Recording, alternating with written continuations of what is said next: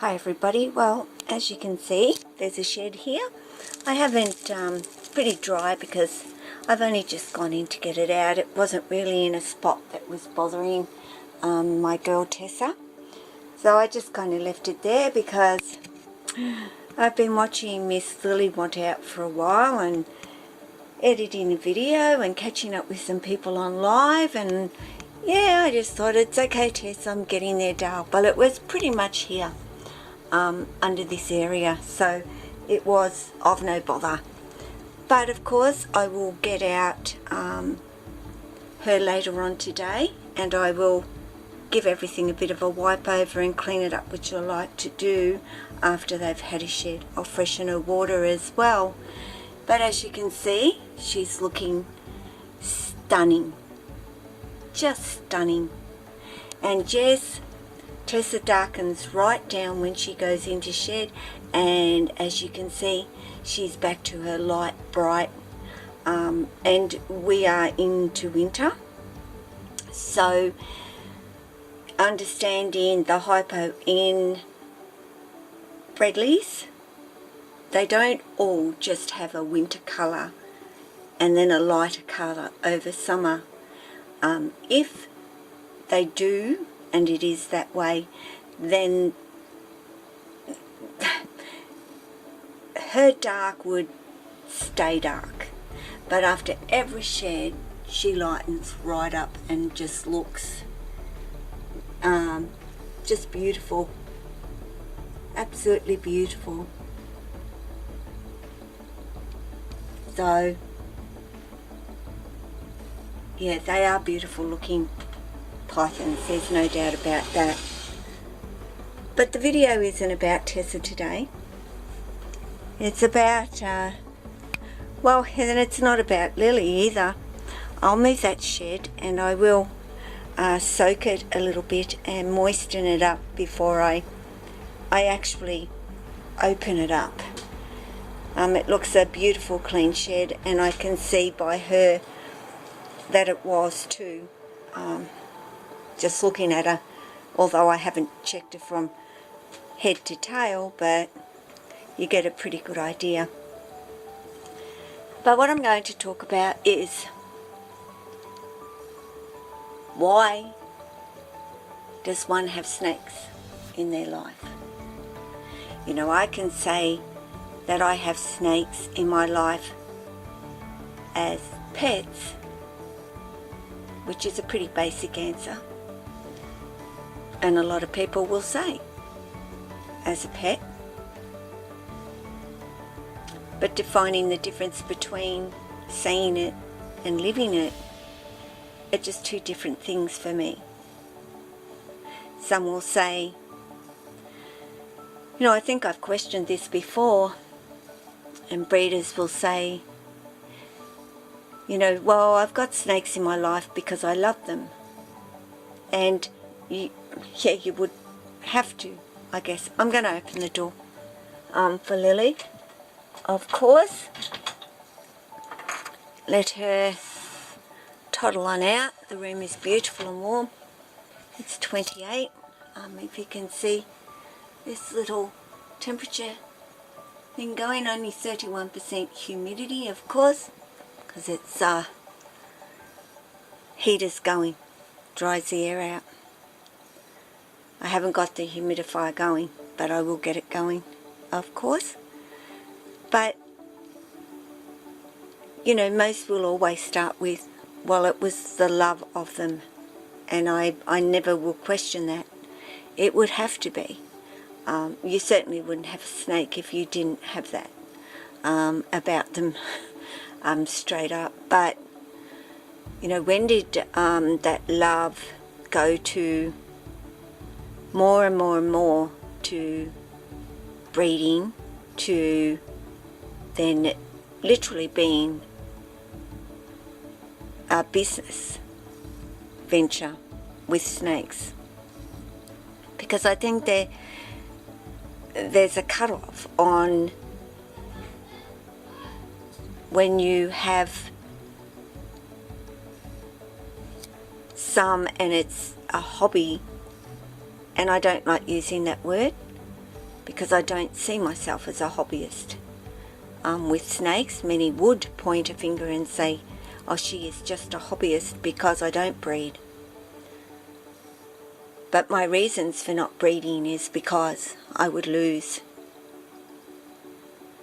Not with the amount I have in my life right now, I wouldn't lose. But certainly if I had 100 or more snakes, I would lose the ability to spend that one-on-one time with them. And for me, you know, there does have to be breeders for us to have the snakes that we have in our life. Most definitely, essential part of being a part of the reptile community is there are breeders.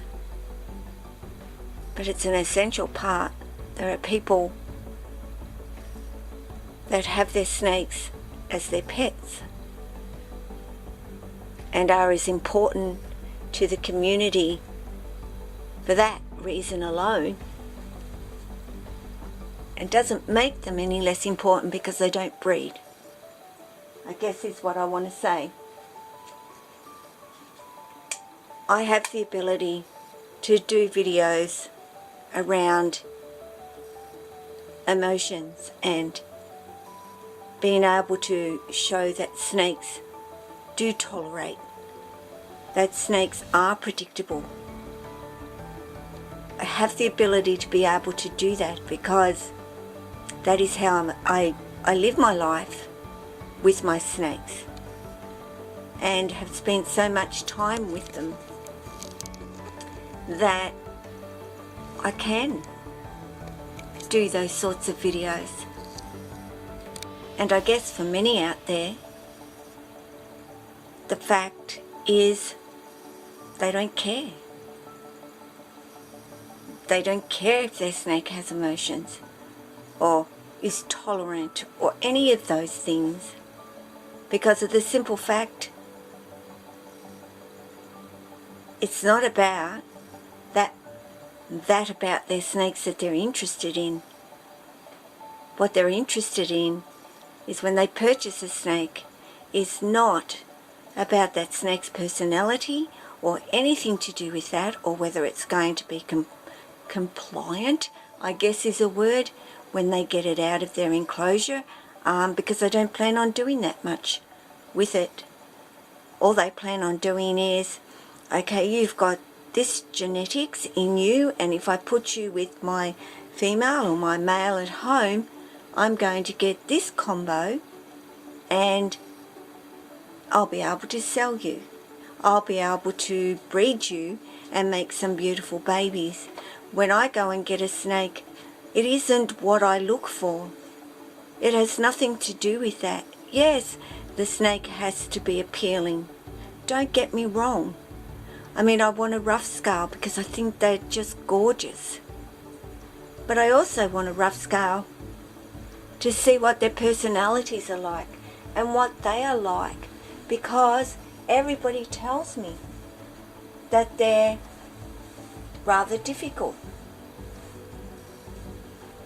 You know, that they have got attitude.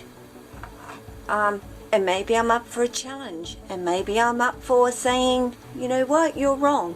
And I've already done a video with a rough scale, and his name was Rufus, and if you've seen that video, you will see that he's anything but got an attitude.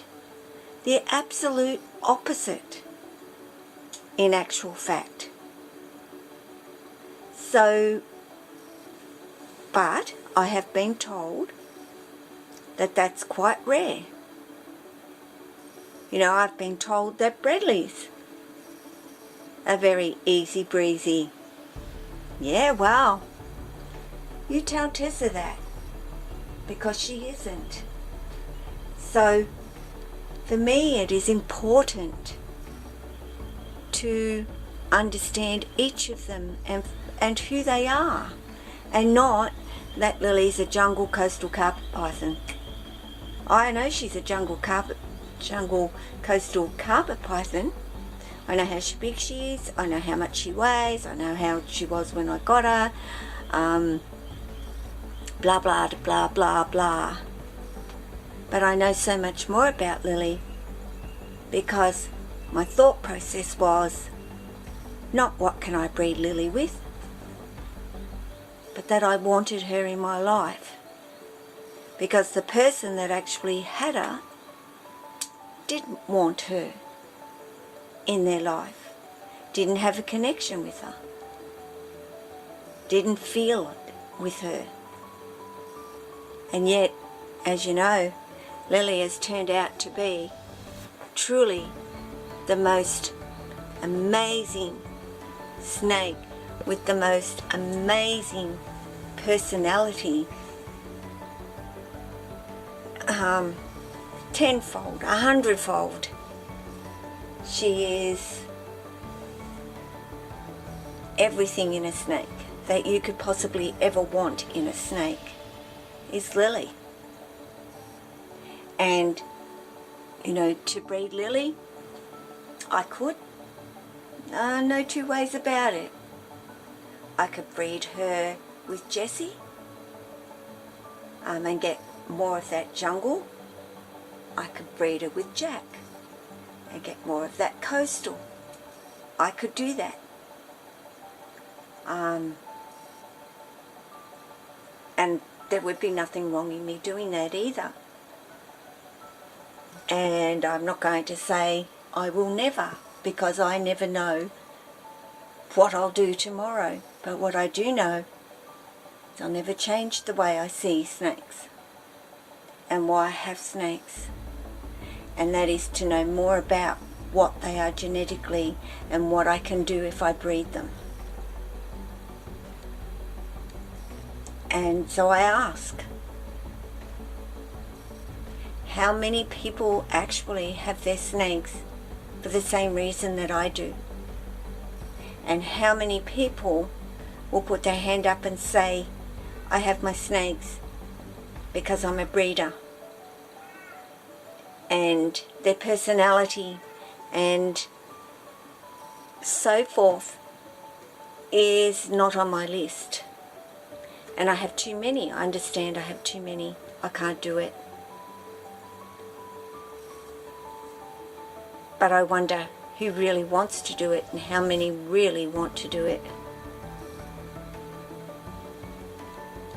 I don't think there's that many that want to get their snake or get to know their snake more on that personal level. I don't think a lot of people care about that part about snakes. Hey Lil, which is a real shame. Hey baby, what do you think? Do you think it's a shame? Because I do. I think it's a real shame for the snakes. They don't get to come out, explore, climb, get outside, feel the sunshine, smell the fresh air. I think it's a real darn shame. Anyway guys, take care of yourself, take care of your family, friends, your snakes, all your animals. Ciao.